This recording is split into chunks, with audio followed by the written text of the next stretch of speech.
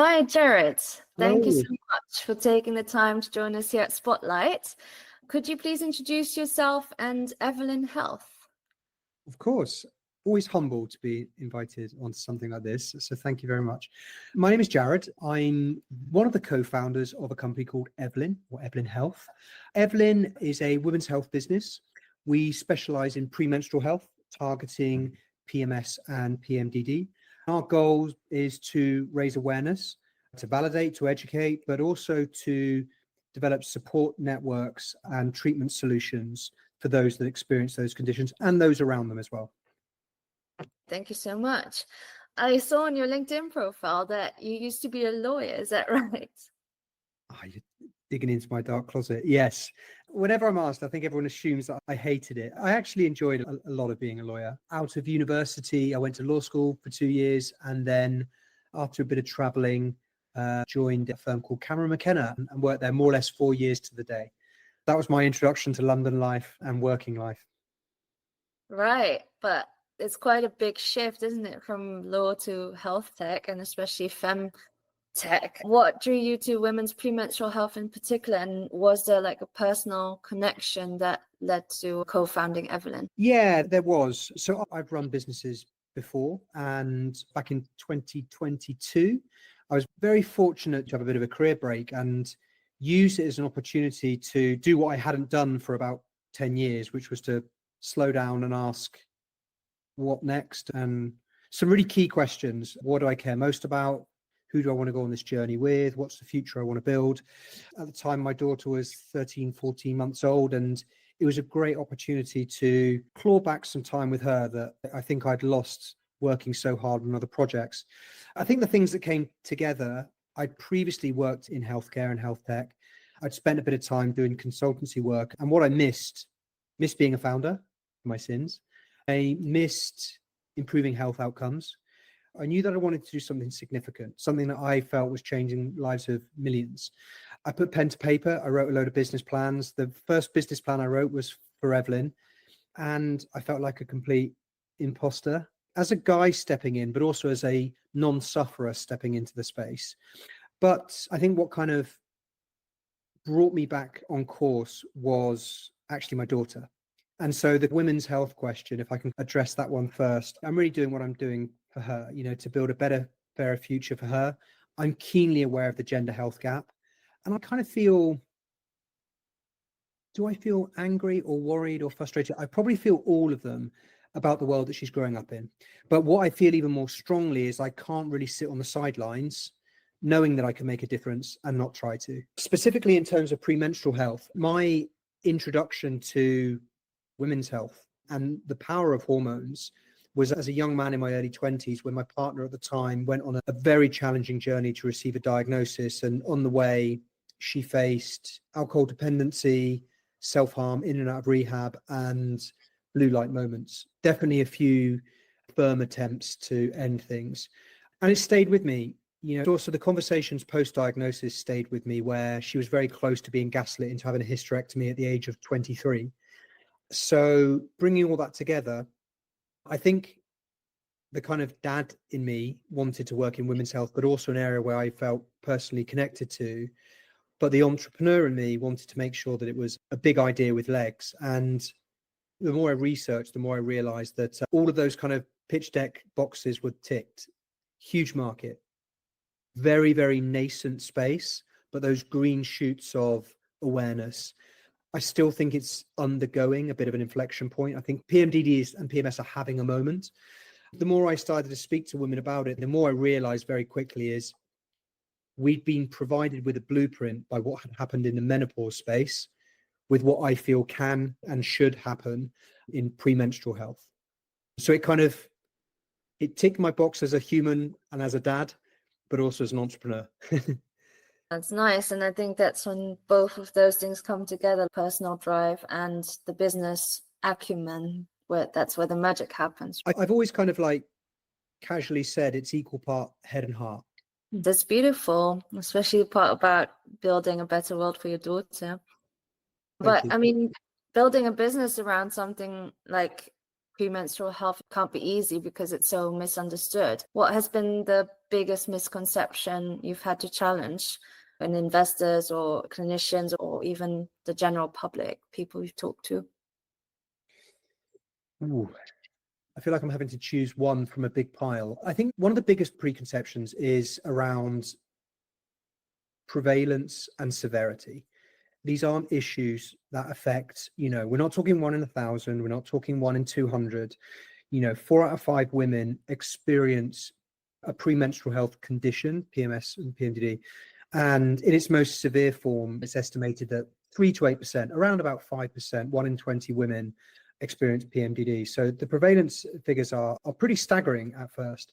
Arguably, the bigger misconception is that these are just issues that are kind of like, I guess we say it's just in their head, or women should just get on with it. But these are debilitating conditions. These are conditions that can result in people quite literally taking their life, physically unable to get out of bed, able to get to work, but not engaged to be productive, struggle to maintain relationships, even with those that you love the most. That's been a big misconception that I think I've seen with investors and the general public. I think there's some misconceptions with clinicians as well. Sadly, I think that there's issues throughout the clinical pathway. We know that GPs don't receive enough training around women's health. And I think we know that the system is fraught with issues when you have 10 minutes to discuss an issue that sits at the intersection of physiology and psychology. That's why it takes 12 years on average to diagnose PMDD. I think one other thing that I probably encounter on a daily basis is the conflation of premenstrual health with other stages of the cycle. The average person on the street assumes that women feel worse when they're on their period.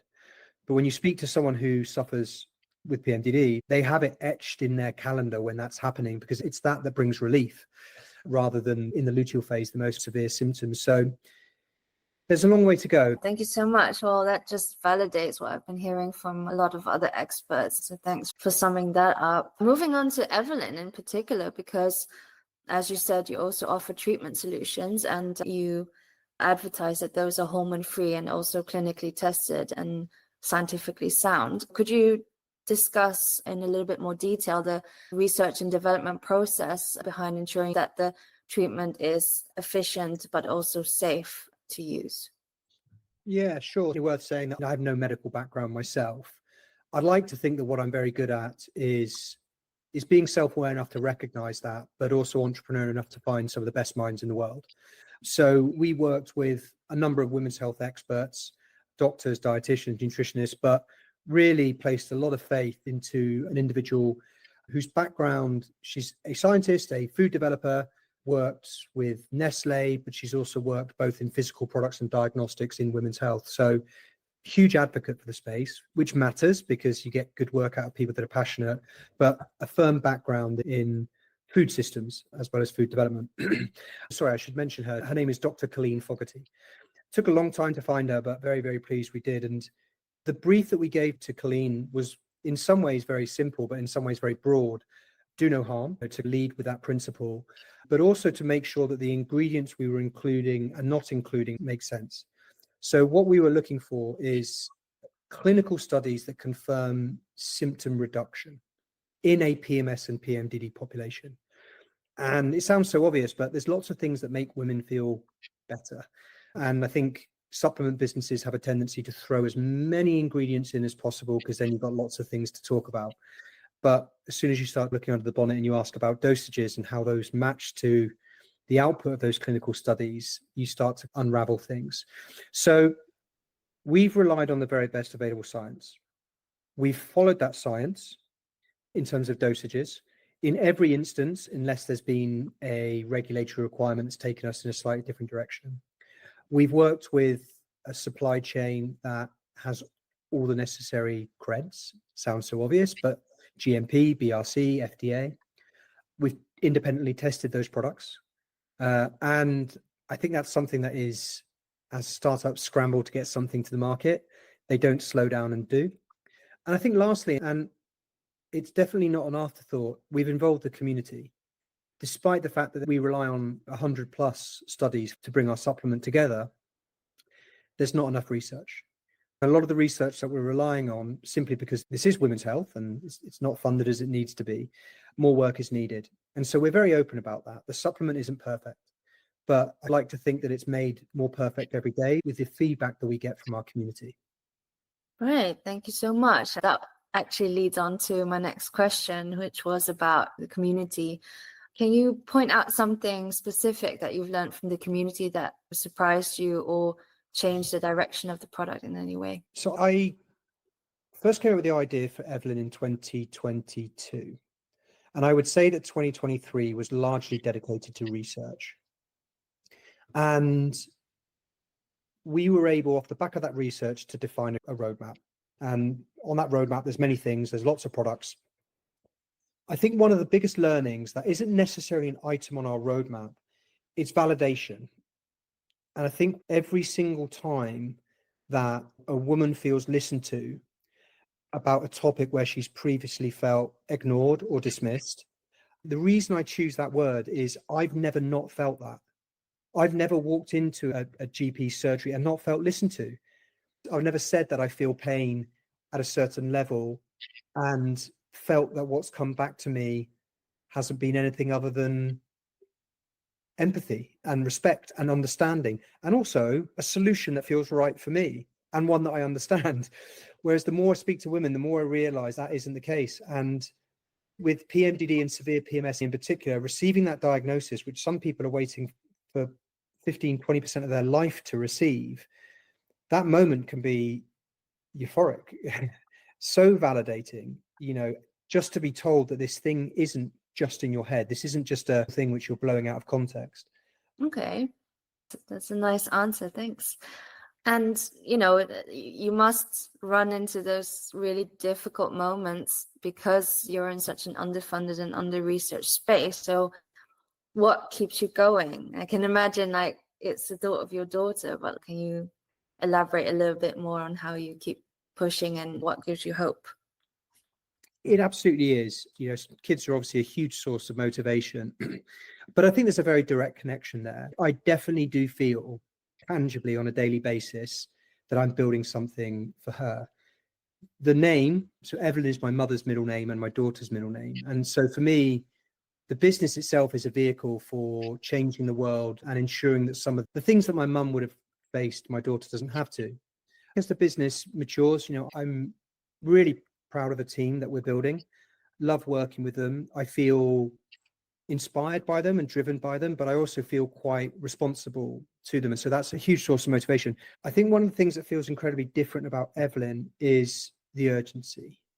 I've never worked on a business that I don't think has value and is going to change lives in a positive way.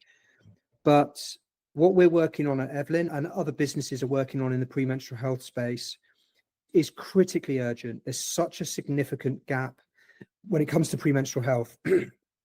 And so I feel it's almost incumbent on us to work hard.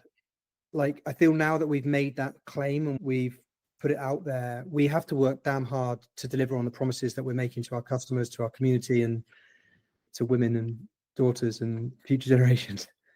Oh, that's very admirable. And thank you so much as well, because as you mentioned before, you have quite a privilege as an, white cis man from a health perspective, but also from a societal perspective. So I really admire the fact that you're using that privilege and that power to advocate for women and for women's health in particular. Well, thank you. And being a man who is an advocate and who is using their power in such a way, what would be your advice to other men who might want to do something to support us but don't really know how to start? Oh, it sounds so obvious to say this, but so much starts with education and awareness.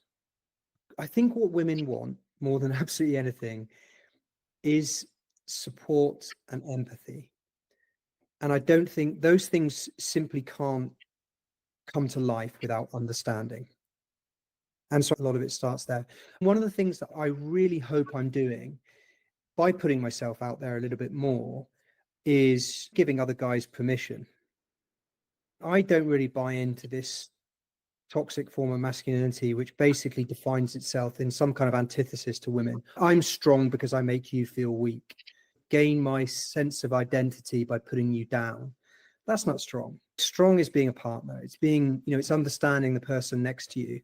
So I hope that kind of, I don't know, it sounds very arrogant to say that you're going to be a role model, but I hope that I can be a role model for that form of masculinity, which is empathetic.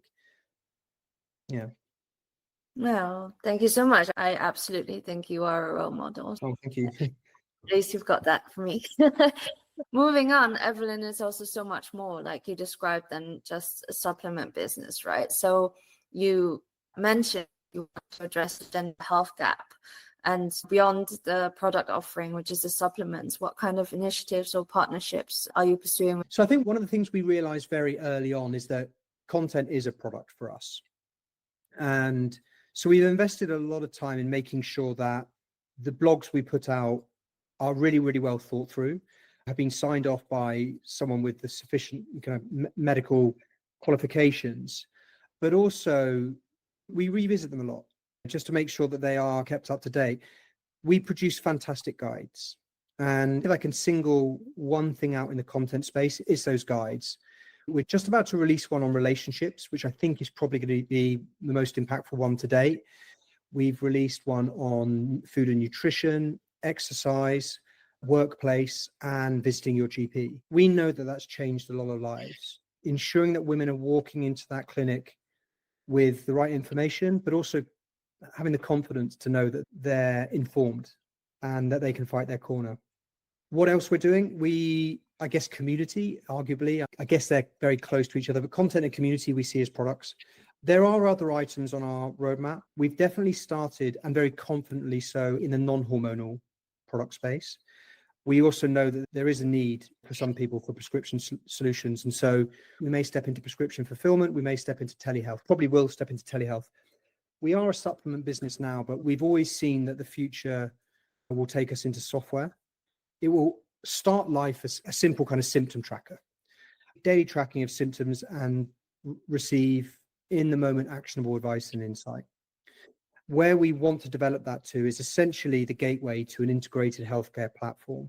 So we use your personalized data to be able to signpost you to relevant solutions based on your data. That could be content, could be community, could be prescription, could be third parties. We also hope that it will be to a clinical diagnosis eventually as well. So we want to develop a medical device that will, I think this is the big ambition, reduce that average time to diagnosis from 12 years to under 6 months. Yeah. Oh, nice. Really good to have that dot on the horizon. Since you mentioned personal data, there is a lot of skepticism around femtech, especially when it comes to the data privacy and trust part. How is Evelyn approaching these types of concerns? It's a good question. I think there's two sides to it for me. I think the first is actually got nothing to do with technology or code or anything. It's making a decision about the type of business you want to grow and the direction of travel. We have no intention of ever making a penny from our customers' data. And we have every intention of ensuring that, I think, recognizing how personal that data is, but also how it can be weaponized. Obviously, we look over the Atlantic when I say that, and we realize just how dangerous it can be. We consider it to be a very serious obligation. So that's the mindset side. On the technical side, obviously, this is going to become incredibly relevant when we go that tracking route. And I think it's making sure, going back to one of the first things I said, it's recognizing that you need the best people in the world around you to build that, but also to make sure that you have the right people ethically as well. So they have experience prioritizing health data. And I guess the final thing, just making sure that the consumer stays in control. The ability to opt in and out, the ability to delete, the ability to provide informed consent at every step. All right. Well, that sounds good. Thank you so much for elaborating on that one. You're talking about a premenstrual revolution quite a lot, right? Like with Evelyn, how do you envision this revolution unfolding in the next 5 years, and what role does Evelyn play in it for you? Well, that's a great question. So we do speak about a premenstrual revolution, and I don't think it's an exaggeration. I think whenever a startup uses the word disruption or revolution, it always feels like hyperbole. But if you, as I mentioned earlier, think about what's happened in the menopause space, It has been a complete revolution. Go back 10 years, no one would have believed you, even if they understood what you were talking about. But we now have such a different level of awareness. We have corporate well-being programs, we have diagnostic solutions, we have multiple startups from supplementation to telehealth, etc. There's greater trust in those areas with healthcare providers because they receive more training. And I think stroke hope, but I genuinely believe both, that we're going to see the same thing in the premenstrual health space. So what will that look like? I think every area of what is indisputably a broken pathway will be improved. There'll be better sources of information. There'll be more awareness. There'll be better access, by which I mean not only getting to see a specialist, but also a specialist who's suitably trained. I think women will feel more listened to in this space. You know, I know that there's a long way to go with the menopause, but I think it is more widely spoken about. Stigma is being broken down. I think women will receive more support. And I think that will be on an individual level when speaking to other women, when speaking to their partners, hopefully when speaking to your employer, but also just spoken about more online, more dedicated community, more safe spaces. We know that makes a difference. And treatment solutions. We know that a significant percentage of women don't respond to existing treatment when it comes to premenstrual health conditions. As much as 40% of women don't respond, and that needs addressing. So I think the answer is, and that all feels very medical, so maybe if I can bring it down to earth, when you walk into Holland & Barrett some time ago, there would have just been a women's health section. Now you walk in and the women's health section is broken down as follows: menopause, perimenopause, hormones. And I think what we're going to see is a breaking down of that hormone, more by condition, more by life stage, because these are distinct conditions which need treating as such.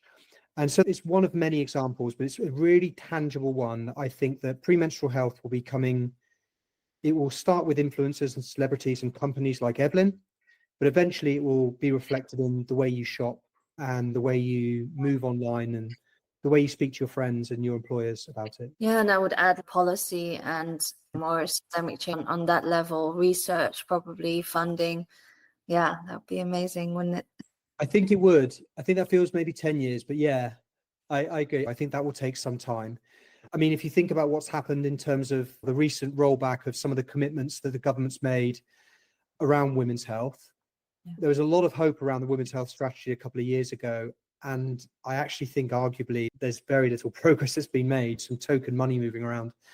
So I think policies are way off, but I think you are right. I think there's a lot of grassroots activity which is going to work its way up into research. Yeah. Great. Well, thank you so much. I like that we're ending it on a hopeful note. And Yes, I'm glad I came back around. Well, that was it for my questions. Is there anything else you'd like to add? Yeah, I would actually. How did you stumble across PMS and PMDD as topics that are worthy of a podcast? Why PMDD? Well, that's quite an easy one because I suffer from it myself. And I just could not believe that no one was talking about it. After suffering from it for more than 15 years, I think I was just flabbergasted by the fact that I'd not heard that term before, that neither my mum nor any of my friends or my family-in-law had ever heard of this and said like, well, can you have a mental health condition that's linked to your hormonal cycle? Like, is that possible? Why, how does that work? There was just this amount of like absolute ignorance about it that was like, but how is this possible? Like you said, 1 in 20 women suffer from this, and yet no one knows about it. So yeah, that was one of the things that drove me to talk about it and to use research more. Yeah, I don't think it's an exaggeration to say that things like this are really important. I think any conversations of this nature around issues which are so misunderstood and misdiagnosed and underrepresented is a really important and positive thing. So good for you. Thanks.